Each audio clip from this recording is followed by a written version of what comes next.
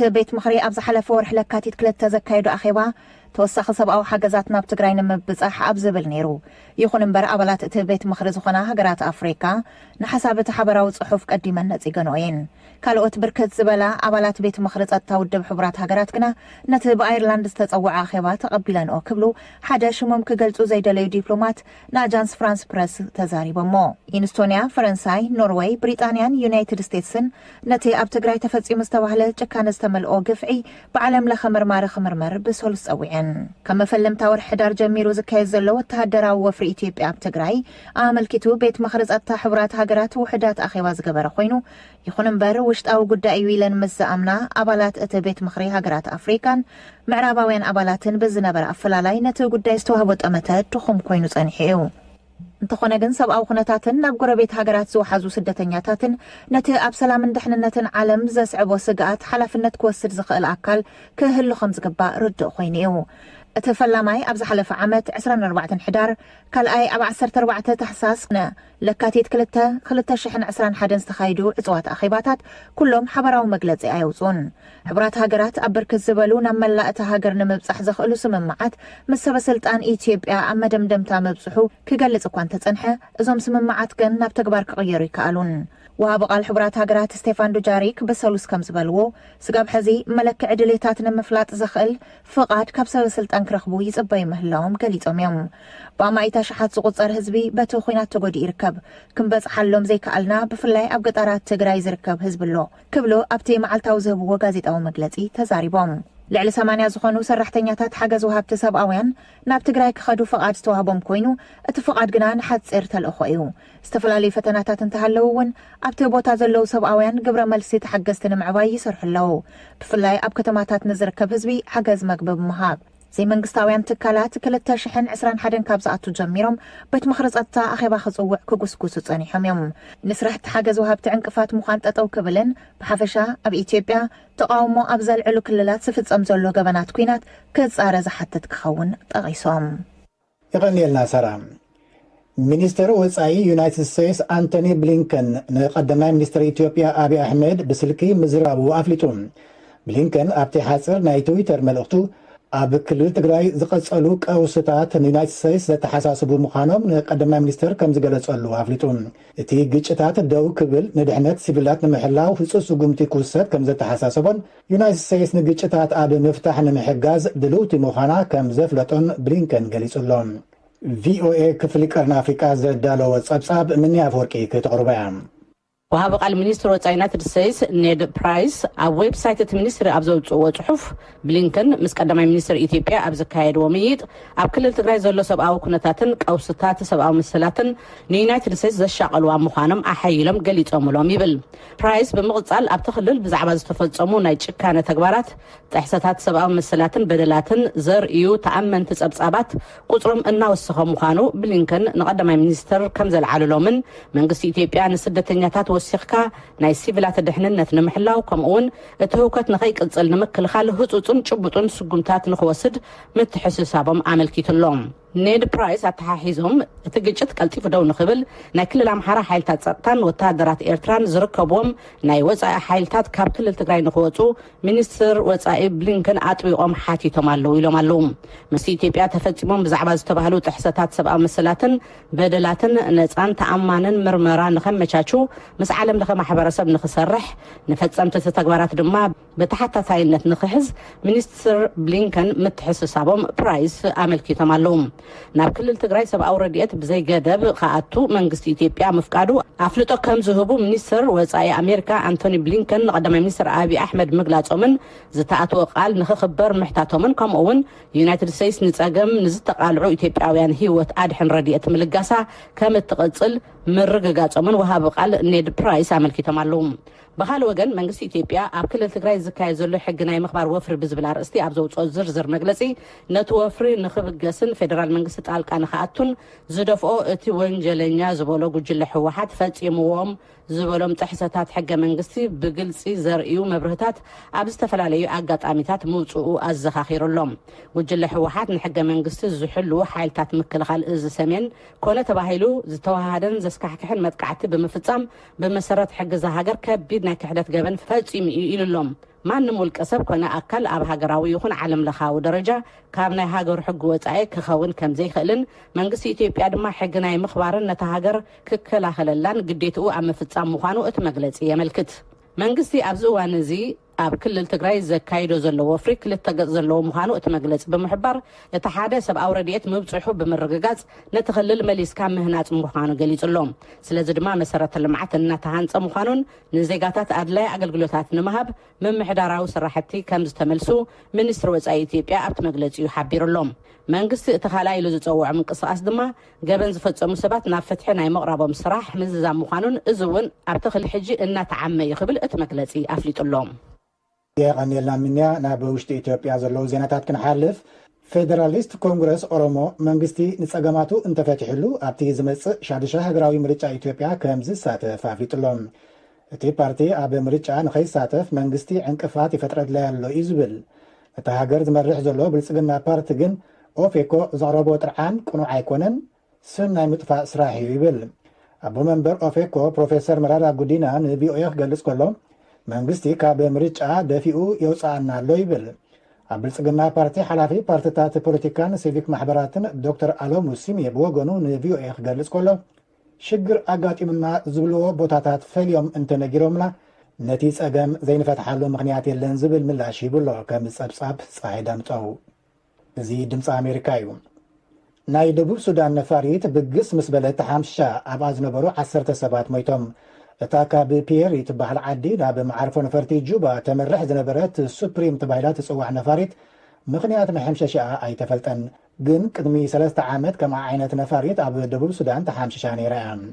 ሓይሊ ባሕሪ ዩናይትድ ስቴትስ ሱዳን ኣትዩ ሱዳን ንግብረ ሽብራውያን ሓገዝ ይገብራ እየን ክትብል ዩናይትድ ስቴትስ ካብ እትውንጅለን ሃገራት መዝገብ ሽም ዝርዝር ሽማ ዝተሰረዘላ ሱዳን እዚ ሓይሊ ባሕሪ ዩናይትድ ስቴትስ ድሕሪ 10 ዓመታት ንፈለማ እዋን እዩ ወደብ ሱዳን ዝረግፅ ዘሎ።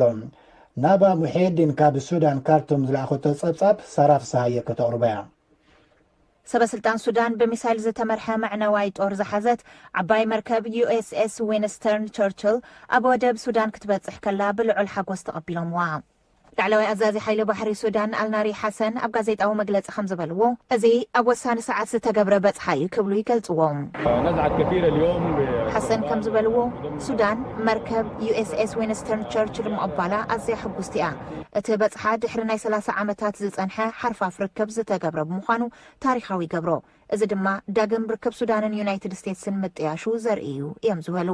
ዩናይትድ ስቴትስ ሱዳን ኣብ 1990 ንጉጅለ ኣልቃዒዳ ትሕግዝ እያ ክትብል ን30 ዓመታት ማዕቀብ ኣውሪዳትላ ድሕሪ መፅናሕ ኣብ ወርሒ ተሕሳስያ ሽማ ካብ ሓገዝ ወሃብቲ ግብረ ሽበራ ሃገራት ዝብል ዝሰረዘትላ። ትራምፕ ነቲ ዝተገብረ ማዕቀብ መልዓሎም ስዒቡ ድሕሪ 2 ወርሒ ሰበስልጣን ዩናይትድ ስቴትስ ኣፍሪካ መኮንናት እዝ ኣብ ሱዳን በፅሓ ኣካይዶም ነይሮም። ኣብቲ እዋን ክልቲአን ሃገራት ወታደራዊ ርክባት ክህልወን ድሌት ከም ዘለዎም ገሊፆምሎም ነይሮም። ሓይሊ ባሕሪ ዩናይትድ ስቴትስ ኣብ ሱዳን 24 ለካቲት ጀሚራ ዑደት ክትገብር ፀኒሓ እያ። እዚ ድሕሪ 10 ዓመታት ንፈለማ እዋን ምዃን እዩ።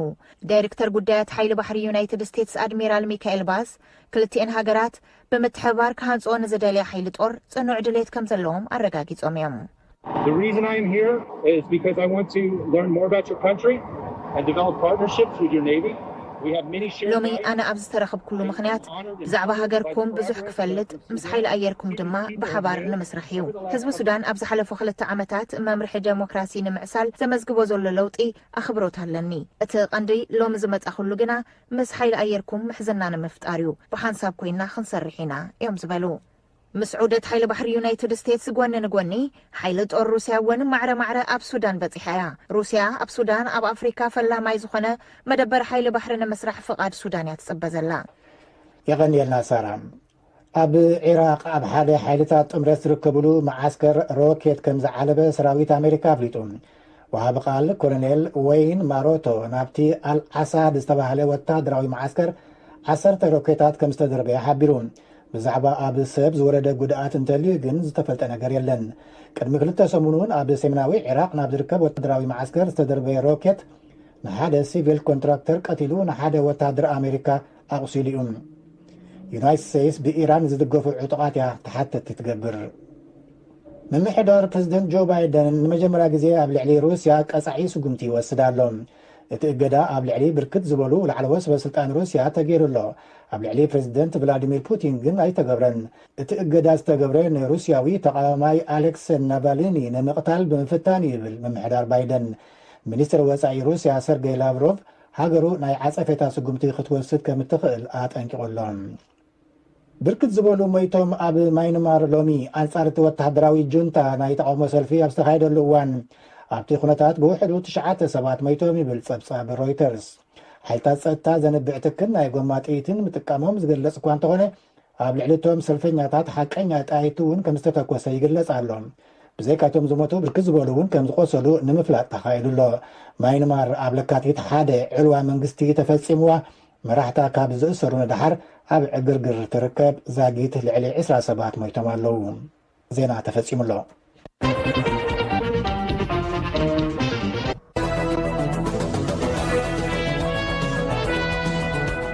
ናይ ፕሮግራም መላለይ ከይዲ ምምሃርን ምስትምሃርን ተቋሪጹ ኣብ ዝርከበሉ ኣብ ክልል ትግራይ ሎሚ እውን ትምህርቲ ምስተዓጽወ እዩ ዘሎ። መጻኢ ኩነታት ዕድል ቆልዑ ትኽልል ናበይ ገጽ እዩ ዝኸይድ ዘሎ? ኣብያተ ትምህርቲ ዝኽፈታሉ ዕድል ከ ኣሎ ዶ? ከመይ ከ ክኽፈታ ይኽእል ኣብ ዝብል እዩ ናይ ዝመጽለሎ ቀዳመ ሰንበት መደብ ሕቶን መልስን ወይ ከዓ ኮሊን ሾው መዘራረቢ ኣርእስቲ። ኣጋይሽና ግዝያዊ ሓላፊ ቢሮ ቤት ትምህርቲ ትኽልል ዶክተር ተስፋይ ሰሎሞን ምስ ወኪል ኮሚኒቲን ካብ ቤት ጽሕፈት ከንቲባ ከተማ መቐለ ከዓ ኣማኻሪ ማሕበራዊ ጉዳያት ኣቶ ጌታቸው ወዳጀን እዮም። ስለዚ ሕቶታትኩም ብቁፅሪ ስልኪ 222-255-9942 ናይ ውሽጢ መስመርና 15 ወይ ከዓ ብኢሜይል horn@voanews.com ብፌስቡክ ቪኦኤ ትግርኛ ብዋትስኣፕ ክትልእኹልና ትደልዩ ናይ ዋትስኣፕ ቁፅርና 222-799-8894 እዩ። እዚ ቁፅሪ እዚ ንመልእኽቲ ቴሌግራም እውን ዘገልግል እዩ። ሕቶታትኩም ብሰብ ሓሙስ ለኣኹልና ኢኹም። ካብዚ ብተወሳኺ ሓሙስ ብናይ ዋሽንተን ዲሲ ሰዓት ኣቆጻጽራ 8 ፈርቓን ናይ ንግሆ ወይ ከዓ 8 ፈርቓን ኤኤም ካብ ስቱድዮ ደው ኢልና ሕቶኹም ንኽንቅበለኩም ድሌት ዘለኩም ሰማዕትና ቁፅሪ ስልክኹም ብኢሜይልን ብፌስቡክን ኣቢልኩም ለኣኹልና። ሬድዮ ድምፂ ኣሜሪካ ኣገልግሎት ቋንቋ ትግርኛ።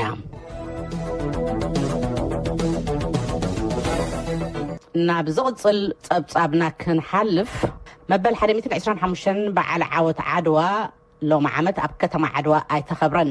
እቲ በዓል ብምኽንያት ጸገም ጸጥታ ኣብ ከተማ መቐለ ኣብ ውሽጢ ሓደ ሆቴል ከም ዝተኸብረ ኣብ ግዝያዊ ምምሕዳር ተኽልል ቢሮ ባህልን ቱሪዝምን ገሊጹሎም። ካብ ሙልጌታ ጽባሃ ብስልኪ ነዚ ስዕብ ጸብጻብ ተቐቢልና ኣለና። በዓል ዓወት ዓድዋ በብዓመቱ መካቲት 23 ኣብ ከተማ ዓድዋ ብፍላይ ኣብ እግሪ ጎቦ ሶሎዳ ብድምቀት ይፈጠር ነይሩ። ሎሚ ዓመት እቲ በዓል ኣብታ ከተማ ኣይተኸበረን። ኣብ ግዝያዊ ምምሕዳር ክልል ምክትል ሓላፊ ቢሮ ባህልን ቱሪዝምን ኣይተ ግርማይ ኣረጋዊ ንድምፂ ኣሜሪካ ከም ዝገለጽዎም መበል 125 ዓመት እቲ በዓል ዓወት ዓድዋ ኣብ ክልል ትግራይ ብዘለዎ ጸገም ሰላምን ጸጥታን እቲ በዓል ኣብ ዓድዋ ኣብ ኣደባባይ ዝተኸበረ ታሪክ ኢሎም እዚ በዓል ኣብ ከተማ መቐለ ኣብ ሓደ ሆቴል ሓፂሩ ከም ዝተበዓለ ድማ ኣይተ ግርማይ ተዛሪቦም። ኣብ ከተማ መቐለ ሆቴል ኣክሱም እቲ በዓል ዓወት ዓድዋ ዝዝክሩ ስራሕቲ ስነ ጥበብ ብምቕራብ ነቲ ዓወት ዝጠመተ ዘኸውን ተኻይዱ እዩ። ኣይተ ግርማይ ኣብ ዝሃቦ መብርሂ ቢሮኦም በዓል ዓወት ዓድዋ ንባዕዳዊ ወራሪ ንምምካት ናይ ዝተገበረ ውዳእትን ዓወታትን መዛዘሚ ይልከን ከም ድማ ገሊፆም እዮም። ኣብ ደቡዓሊ ቡራዕ ጉንደት መቐለን ኣምባላጀን ዝተካየዱ ውግዓት ዝተረከቡ ዓወታትን መዛዘሚ እዩ ዓወት ዓድዋ ኢሎም። ኣብዚ ሕዚ እዋን እቲ በዓል ኣብ ከተማ ዓድዋ ከይተኸበረ ዝተረከቡ ጥራሕ ከይኮነት ህዝቢ ትግራይ ብባዕዳዊ ወራሪ ሓይሊ ተወሪሩ ኣብ ጸገም ኣብ ዝወደቐሉ እዋን ዝተኸበረ ድማ ኢሎም። ብባዕዳዊ ሓይሊ ጎቦታት ዓድዋን ኣብ ትግራይ ዝርከቡ ሓድግታትን እውን ኣብ ዝድብደብሉ እዋን መበል 125 በዓል ዓወት ዓድዋ ይኽበር ዘሎ ኢሎም።